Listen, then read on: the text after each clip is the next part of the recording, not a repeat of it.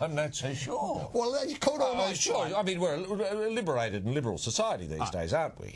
You know, especially the Germans. They love that sort of stuff. Well, it's an exciting game, and obviously Dwight got a little bit more roused than he thought he might, and obviously there wasn't a cold spoon or a party pack of ice nearby. No, or a ham hock. He just had to reach in and calm it down, if you know what I mean. Yes. But give it the squeeze. Give it the squeeze, that's right. And the injury, of course, Dwight's having a whale of a time. It's just fantastic to have him here because no one really... Well, he's a personality. A real personality. Glamour. And personality. And represents Australia as well as Trinidad and Tobago, TNT. Mm. Now, Bladder Splatter, our popular news roundup. Roy, there's some interesting thoughts here in the Bladder Splatter. Roy, obviously people will have stayed up in Australia and watched the game, Australia v Brazil, and been very, very taken by it and thrilled with the performance of the Socceroos, who, as we've said earlier, have really held their own. Stood up, held shape for an hour. Now, a number of people will be straggling into work. What can they expect? What sort of reception can they expect from the, the bosses in charge of Australian industry today? Yes. I'll never forget, I can remember dimly when Bob Hawke, I think when Australia won the America's Cup in 1983 or thereabouts, Bob Hawke said that anybody who, complained about workers not turning up today was a bum. Was a bum, yes.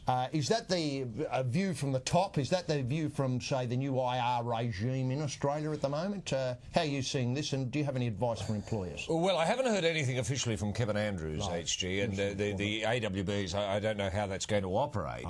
Under these circumstances, but I would have thought there'd be a lot of people taking a sickie today, and I don't blame them. I'm one of them. I'm taking a sickie, and I think it was estimated that it was going to cost Australian business in the order of $250 million per match that Australia plays. Well, I think that's a small price to pay. Small price to pay, and I think decent, genuine, honest, toiling Aussies should be taking the day off. Every time Australia plays, it should be a national holiday. I mean, how popular the PM, it's no big ask just to come out and say, Australians, Prime Minister here, take tomorrow off, go Aussies.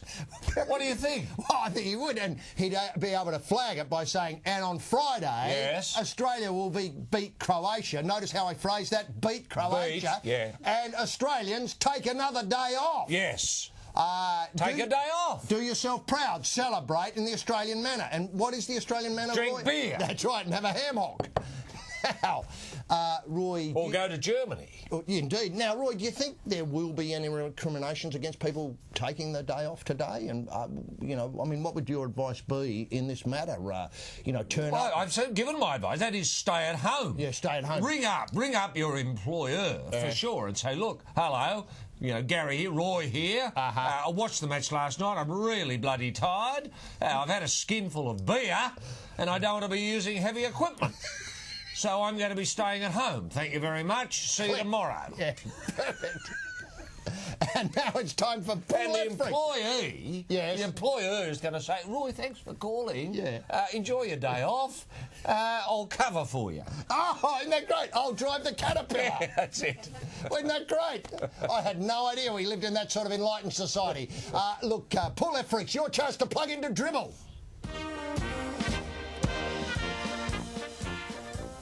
Roy, you start off with a terrific email. And the emails are just getting better and better on Dribble, and I must thank everybody for participating in the Pull Left Freaks section. I have one here, HG, from Henri Bouvier from Perpignan. How is he? He's apparently pretty well. Yes, enjoying the World Cup. Loving the World Cup. France, horrible. Well, he's worried about France, HG, as this email will reveal. He says, Dear HG, or HG Roy, I am French. He's not afraid to admit that. And many are. I am French. They're all pretending to be Australian, aren't they, Roy? I know they are. They're dressing in the green and gold and drinking beer. I am concerned and worried about France's chances in this World Cup. I respect Rally Rassic more than any other commentator on the planet. Wow. Would he, that is Rally, have any thoughts about France? Regards, Henri Bouvier. Well, I think we do have some thoughts. Have you probed Rally and winkled this out of him about France's chances? Here's Rally now. It's a free-flowing game as far as French is concerned. In the last 10 years, they demonstrated it all the way building up from behind, imagination of the highest quality. Vieira coming, splitting defenses at will. Zidane so super talented, eager, willing. This is last song for him, this tournament. And I tell you that this man probably would like to go on a high note. Well, I hope that helps, Henri. Well, certainly I'm interested in the idea of building up from behind imagination. Well, that's pure rally, isn't it? It's a Samoa. Don't be scared of it. The gun building up from behind imagination. Now, I think Riley's the only person on the planet who... to see it in those terms? in those terms. More than that, Roy, who's a rap for France, because they have been very ordinary. Very, very ordinary. Look, I've got an email here from Lynn Shearer. Oh, yes. Hi, Roy und HG, Lynn writes. She sent in a photo, which we'll get to in a minute. This is our delivery driver, Brent. We think he may be Hiddink's twin brother. I had no idea that Hughes had a twin brother. Has the same grumpy temper and now believes this is his claim to fame, i.e. that he's Hiddink's twin brother. Right. We're not signing autographs on Hughes's behalf in Hastings Street, Noosa. He can usually be found filling in our accident reports, i.e. open brackets driver from hell, from his mates at work at the Cedar Hill Group. Let's have a look at Brent here. Yeah. I think we've got a picture of Brent. Oh, God almighty. It's scary, isn't it? It's scary. And there's Hughes on the right. Look at that. Well, there's no difference. I know. No difference at all. I tell you what, he could coach Australia too. At a pinch. Brent on the left. Yes. I'd love to see Brent put in charge. And I tell you what, wouldn't that solve... Frank Lowy and Johnny O'Neill's problem about who to coach Australia next? He's even wearing the green and gold. I know. He could step in and no one would know the difference. No one would know the difference at all. We might call him He'd probably make a little bit more sense. He would. He would. His aftermatch reports would be enlightening. What else you got for us, Roy? Actually, I have here one from Andrew Romano. Yes.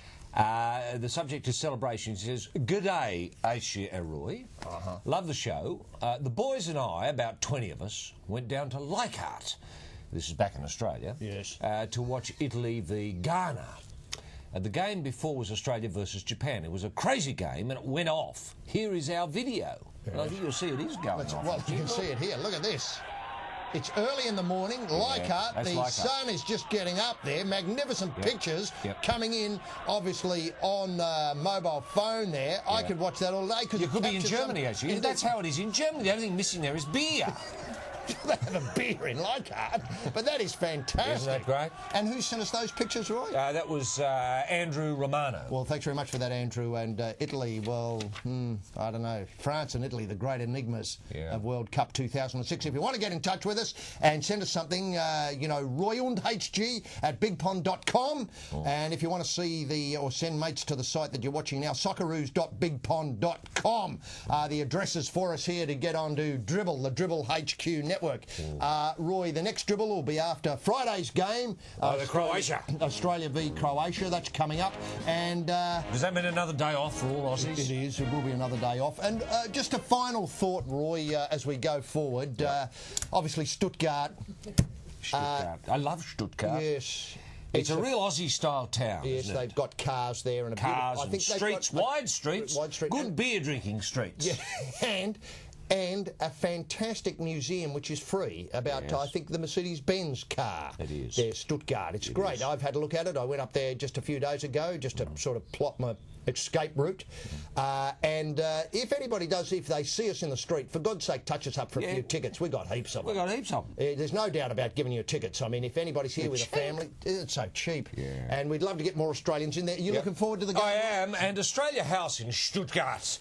We'll be there Thursday night, I think. We're doing a small presentation on the Murray-Darling River system, which the Germans are very, very interested in. And its influence on world sport. I'll be looking forward to that myself.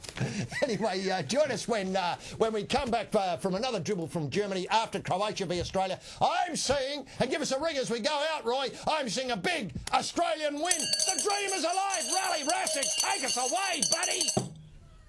I think that soccer is the winner, football is the winner all the way, irrespective of what we say, win, lose or draw, I don't care.